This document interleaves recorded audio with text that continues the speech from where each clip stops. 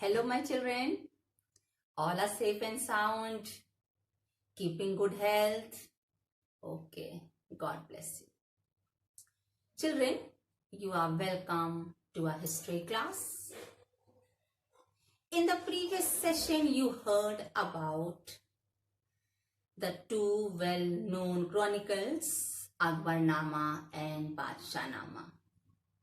Akbarnama is the description of the reign of Akbar,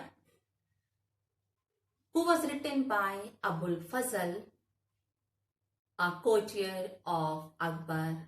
Of course, he was too loyal to Akbar also.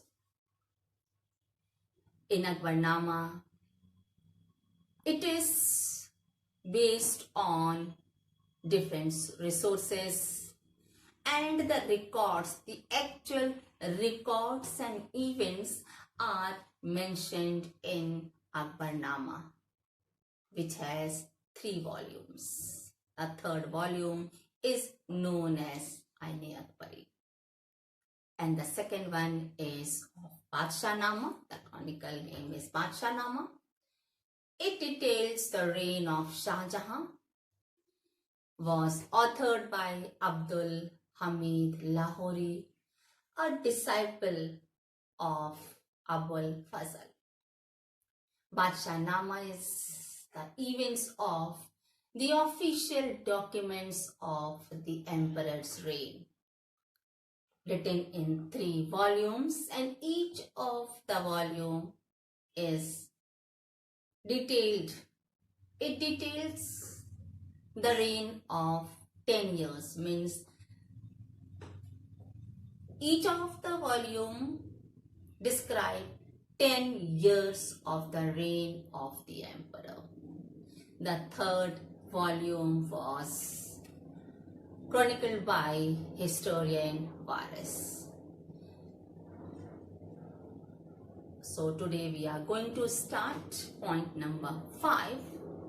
As you have heard about the 2 chronicles, in this point you will be hearing about the ideal kingdom, how the rulers ruled. So we'll take point number 5, an ideal kingdom. Today's point is point number 5, an ideal kingdom.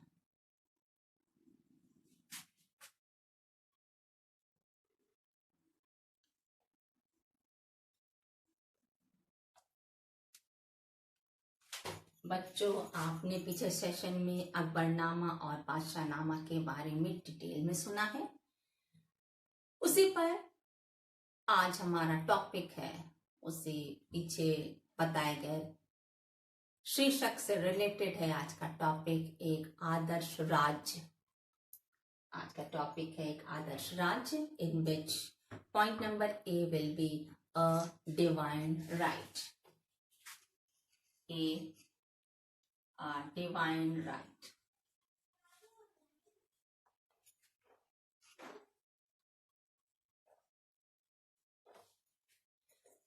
Point number 5A.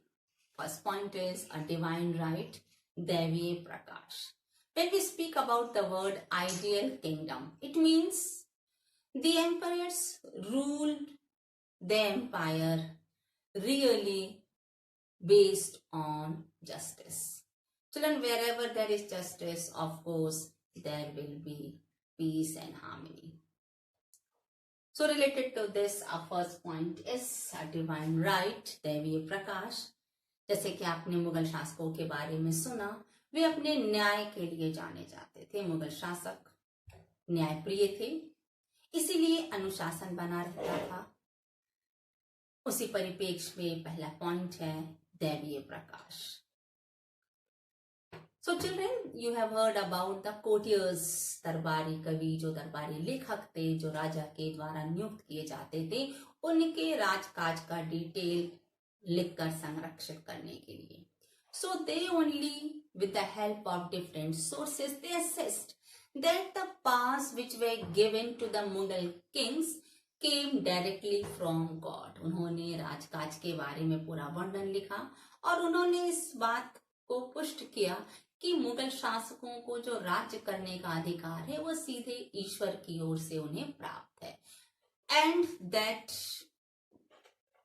This point is clarified with an incident where a Mongol queen, Alankua, she proved that the offspring she bore carried divine right and that passed it from generation to generation. Mughal रानी के बारे में जिसका नाम अलानकुआ था, उन्होंने अपने जीवन की एक घटना से स्पष्ट किया कि मुगल शासकों को ईश्वर की ओर से दैवीय प्रकाश मिला है जिसके अंडर में वह शासन करते हैं. क्योंकि जिस बच्चे की वह माता बनने वाली थी वह ईश्वर की ओर से दिए हुए प्रकाश की एक देन थी जो एक पीढ़ी से दूसरी पीढ़ी तक हस्तांतरित होती थी. अर्थात उस बच्चे पर दैवीय प्रकाश का प्रभाव था जो पीढ़ी दर पीढ़ी एक शासक से दूसरे शासक तक हस्तांतरित हो रही थी. So thus, as you're talking about Abul Fazl, he says that he has placed the Mughal kingship on the highest station in the hierarchy that has received light from God. हम अबुल फजल के बारे में बात कर रहे हैं. उनका कहना था कि जो मुगल राजत्व है वह सबसे ऊंचे स्थान पर रखा गया है क्योंकि यह अधिकार, राज करने का अधिकार, उन्हें ईश्वर की ओर से मिला है. And he was inspired by an Irani Sufi named Shihabuddin Suharwardi. उनको इस बात की प्रेरणा एक सूफी संत, ईरानी सूफी संत शिहाबुद्दीन सुहारवर्दी के द्वारा प्राप्त हुई. Who developed the idea that divine light was transmitted to the king who was a spiritual guide for his people, for his subjects. उनका कहना था कि जो दैवीय प्रकाश राजा में संप्रेषित होता है वह प्रजा के लिए वह आध्यात्मिक रूप से मार्गदर्शन करने का एक स्रोत थे. अर्थात न केवल राजा बल्कि प्रजा भी आध्यात्मिक रूप से पुष्ट थी क्योंकि ईश्वर के द्वारा राजा को वह अध्यात्म शक्ति प्राप्त थी. Clear? Now will see to point number B, a unifying force. Point number B is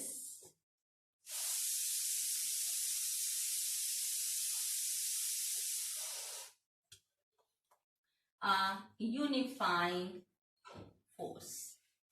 Point number B is a unifying force. अर्थात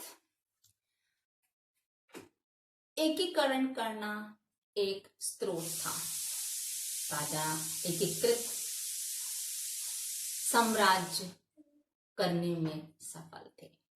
As you know, and in this topic we are speaking about, we will be speaking about, you will be told about the diversities which were staying in India. As you know that India is rich in assimilating the people of different races and culture. आप जानती हैं हमारे भारत में जितने भी लोग रहते हैं वो पता नहीं, उसकी गिनती शायद नहीं की जा सकती, अलग अलग जाति, संप्रदाय, परंपराओं को फॉलो करते हैं लेकिन उनमें एकता है. Same thing was in the time of Mughal emperors, specially the example, a very clear example is during the rain of Akbar. और इसका स्पष्ट प्रमाण, स्पष्ट उदाहरण हमें अकबर के शासनकाल से प्राप्त होता है क्योंकि वह खुद एक धार्मिक सहिष्णु शासक थे. And the emperor he assured justice and peace in his kingdom. वह अपने राज्य में न्याय और शांति के लिए हर संभव प्रयत्न करते थे.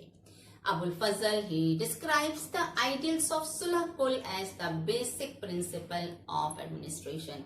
आपने अकबर के सुलह कुल की नीति सुनी है, आप जानती भी हैं कि वह सभी धर्मों के बीच, हर जाति के लोगों के बीच कहीं से कोई भेदभाव ना हो, इसी परिप्रेक्ष्य में उन्होंने सुलह कुल की नीति अपनाई. एंड प्रशासन की जो नीति थी वह सुलह कुल की नीति के आधार पर बनाई गई थी. इन विच all religions they had the freedom to express their thoughts, but they should be very aware that it shouldn't undermine the authority of the state. साम्राज्य में रहने वाले हर व्यक्ति को अधिकार था कि वह अपनी बात स्पष्ट रूप से कह सकता है। उसे स्वतंत्रता थी, फ्रीडम टू स्पीक, अपनी बातों को, अपने विचारों को अभिव्यक्त करने की स्वतंत्रता थी। उसमें कहीं भी कोई जाति भेदभाव नहीं था।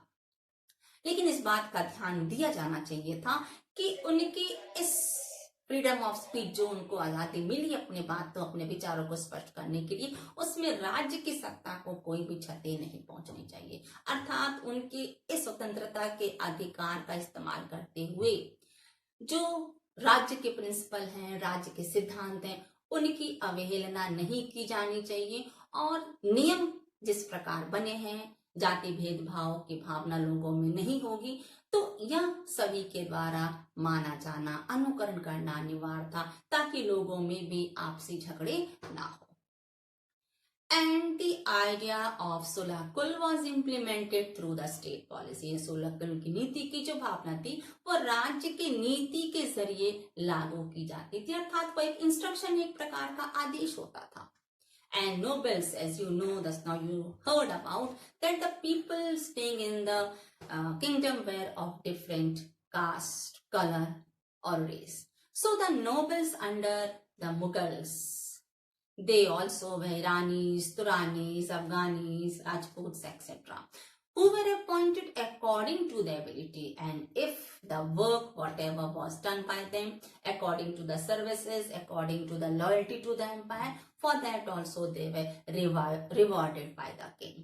जो भी अभिजात वर्ग था वो अलग अलग जाति, धर्म, परंपराओं को फॉलो करने वाला था। उसमें ईरानी, तुरानी, अफगानी, यहाँ तक कि राजपूत भी उस अभिजात वर्ग में शामिल लोग थे और उनकी नियुक्ति उनकी योग्यता के आधार पर होती थी और उन्हें यदि पुरस्कृत किया जाता था उसमें किसी प्रकार की कोई भेदभाव नहीं था। उनके कार्य की श्रेष्ठता को देखकर या उनकी विश्वसनीयता कितना राजा के प्रति है, कितने वफादार हैं वो राजा के प्रति, इस बात के लिए भी उन्हें पुरस्कृत किया जाता था। And when we speak about that, in Akbar's reign, the policy of Sulah Kul was implemented. No discrimination of color and caste. Of course, that has a proof. उसका एक प्रमाण है क्योंकि अकबर ने अपने शासन काल में 1563 में तीर्थ कर को समाप्त कर दिया और 1564 में जजिया कर भी समाप्त हो गया। You know that before going on the pilgrimage, the people, the non-Muslims were supposed to pay the tax, and that was abolished in 1563, and the non-Muslims were supposed to pay the jizya tax, for which they were having the feeling that there is discrimination on the basis of color, caste and race. So that also, jizya tax also was abolished by Akbar in 1564 because he wanted to prove that people living in his kingdom are equal. There is no discrimination on the basis of caste, color or race. Even the officers were also supposed to follow the rules, the principles based on Sulah Kul, even in the administration. प्रशासनिक कार्य में भी जो अधिकारी थे उन्हें सुलह कुल की नीति के बनाए हुए नियमों के आधार पर ही काम करने के निर्देश दिए जाते थे। और इतना ही नहीं, सभी जातियों के साथ सभी धर्मों का सम्मान किया जाता था। तो ये भी कहा गया है कि grants were given to construct and to maintain the places of worship. राज के द्वारा दान दिया जाता था, न केवल टेम्पल्स या कोई भी प्लेसेस ऑफ वर्शिप बनाने के लिए, which ever religion it is, न केवल उसका कंस्ट्रक्शन के लिए बल्कि उसके मेंटेनेंस के लिए भी राज की ओर से धन दिया जाता था। And if any destruction occurs because of the war, maintenance was borne by the state. यदि युद्ध के समय हानि होती थी उन तीर्थ स्थलों की, उन स्थलों की जहां पूजा पाठ होते हैं, चाहे वह किसी भी धर्म से संबंधित क्यों ना हो, यह भी राज का दायित्व था कि उसके मेंटेनेंस के लिए वह धन देता था। इसके लिए एग्जाम्पल औरंगजेब और शाहजहां का कहा गया है कि इन दोनों शासकों ने इस संदर्भ में महत्वपूर्ण योगदान दिया। लेकिन इतिहासकारों का कहीं ना कहीं से इस ओर भी एक तर्क है, क्योंकि औरंगजेब ने जो धार्मिक नीति अपनाई, उस धार्मिक नीति के आधार पर यह कहना बिल्कुल सही नहीं है कि औरंगजेब भी जब भी प्लेसेस ऑफ वर्शिप का नुकसान हुआ उसने उसकी मरम्मत के लिए धन दिया होगा. Now children will speak to point number 5C.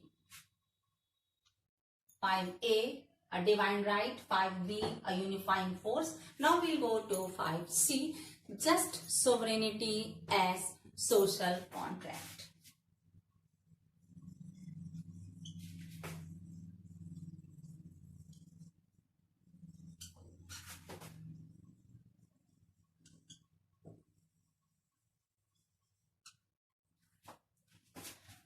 Point 5C is just sovereignty as social contract. पांचवा आपका सी पॉइंट है सामाजिक अनुबंध के रूप में न्यायपूर्ण प्रभुसत्ता.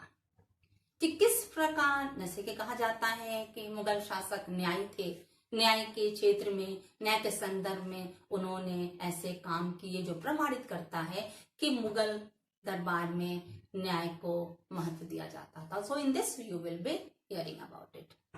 Children, Abul Fazl, the courtier of Akbar, he defined sovereignty as social contract. Abul Fazl जो अकबर के दरबारी थे, अकबर के विश्वसनीय थे, उन्होंने न्यायपूर्ण प्रभुसत्ता को सामाजिक अनुबंध के रूप में स्वीकार किया. And it is said that the emperor protects four essence of his subjects. जो शासक था वह अपने लोगों के, प्रजा के 4 बातों का ध्यान रखता था, सुरक्षा करता था. द फर्स्ट इज लाइफ, लोगों के जीवन की सुरक्षा. प्रॉपर्टी, उनके धन की सुरक्षा. ऑनर, उनके सम्मान को बनाए रखना. And the faith they had towards the ruler, जो विश्वास उनका राजा के प्रति था उसको भी बनाए रखने का जिम्मेदारी शासक अपना समझते थे कि वे उसके लिए जिम्मेदार हैं, उत्तरदायी हैं. They are responsible for maintaining these 4 essence for their subjects.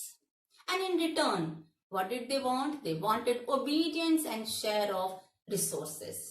इसके बदले में ये चारों बातों का ध्यान रखते हुए, सुरक्षा देते हुए शासक क्या चाहते थे कि लोग उनके बनाए हुए नियमों का पालन करें और जो भी संसाधन हैं उसकी हिस्सेदारी शासकों की या राजा की होनी चाहिए.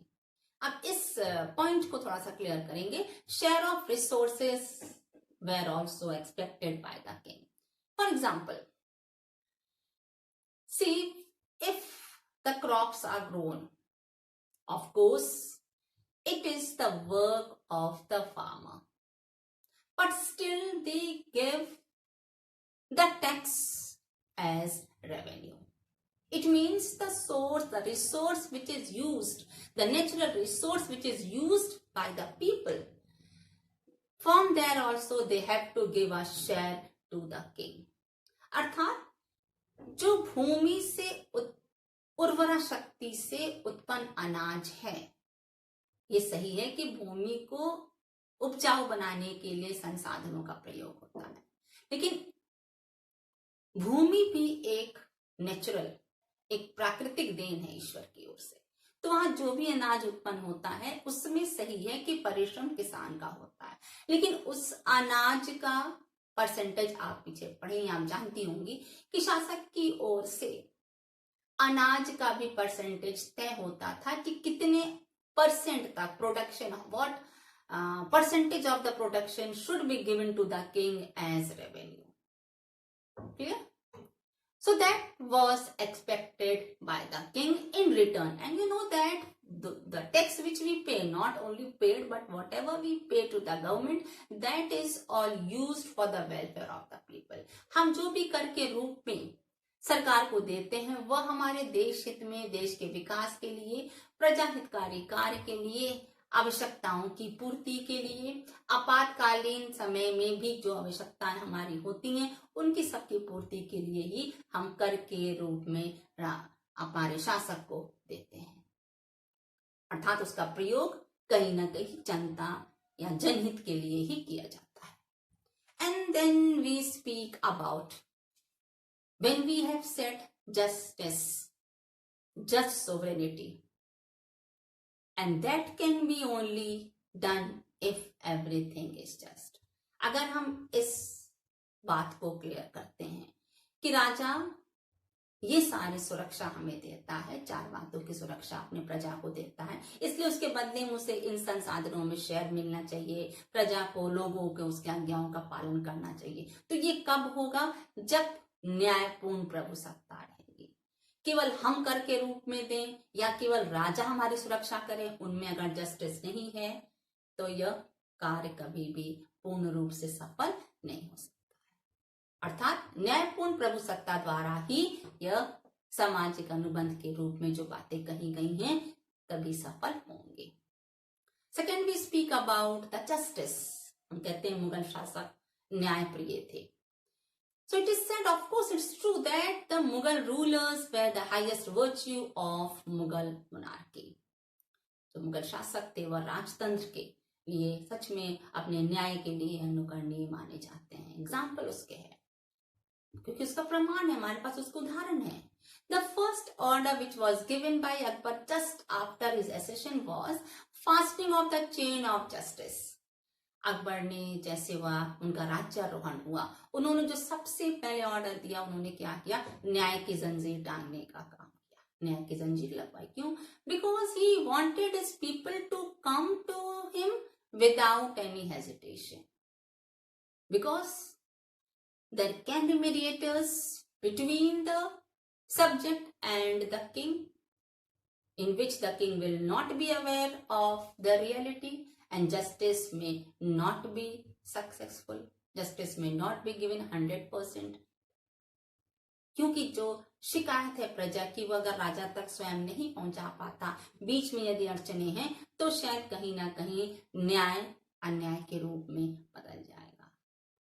शासक न्याय करते हुए भी उनके हाथ से अन्याय हो जाए, क्योंकि उनको वास्तविकता का ज्ञान नहीं। इसीलिए न्याय की जंजीर लगवा दी गई थी, जिससे कोई भी व्यक्ति जो पीड़ित है आकर बिना किसी हिचक के, without any hesitation, he can come and tell whatever issue is facing to the king directly. And that also was followed by Jahangir. Jahangir also followed the same thing. And artists, the artists you have heard about the chronicles, production of chronicles, where the artists, the painters also played an important role. They also have drawn different symbols to signify the existing of harmony in kingdom. जो चित्रकार थे उन्होंने भी कई ऐसे चित्र बनाए जो प्रजा में शांति और सुव्यवस्था को चित्रित करते हैं, स्पष्ट करते हैं। एग्जाम्पल आप ले सकती हैं, आपके बुक में भी आप देख सकती हैं, द रा फिगर्स, कि उसमें शेर और बकरी या शेर और गाय एक साथ दोनों को दिखाया गया है, एक साथ खड़े या एक साथ एक दूसरे से चिपके हुए दिखाया है। क्यों? क्योंकि वहां दिखाता है शेर को राजा के रूप में और बकरी या गाय को प्रजा के रूप में, या शेर को एक शक्तिशाली और बकरी और गाय को एक दुर्बल के रूप में। अर्थात हर प्रकार के लोगों के लिए साम्राज्य में जगह थी, कोई भी भेदभाव नहीं था। एक शक्तिशाली एक निर्बल को दबा नहीं सकता था, उसके अधिकारों का हनन नहीं कर सकता था। Are you clear, beta? Okay. Thank you, class. Have a nice day.